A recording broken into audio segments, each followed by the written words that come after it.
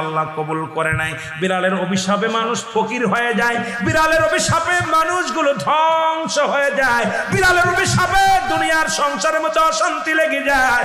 বিড়ালকে ভালোবাসলে ও মুসলমান শুনে নেও, এই বিলাইকে ভালোবাসলে বিলাই যদি দোয়া করে, বিলার দোয়ায় আল্লাহ দরবারে অনেক ফায়দা লুটতে পারবেন। জোরে জোরে চিল্লায় বলা যাবে না মারহাবা। এখানেও নবী বিড়ালকে ভালোবাসতেন। এখনো মক্কা মদিনায় অসংখ্য বিড়াল আছে যারা মদিনায় গেছেন হজ করতে। আমাদের সভাপতি সাহেবও গেছে। অসংখ্য বিড়াল গুলো দেখবেন মদিনার মনোয়ারায়, রাসূলুল্লাহর রওজার আশেপাশে, কাবা শরীফের আশেপাশে অসংখ্য বিড়াল। ধরে বলেন ঠিক কিনা? এত সুন্দর বিড়াল যারা মক্কা মদিনায় দেখে আসছেন তাদের কাছে জিগাইবেন বিড়াল আছে কিনা আছে।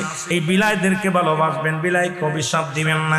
একবার এক মহিলা অমুসলমান রাসূলুল্লাহর কদমের মধ্যে একজন বিড়ালকে বিষ পান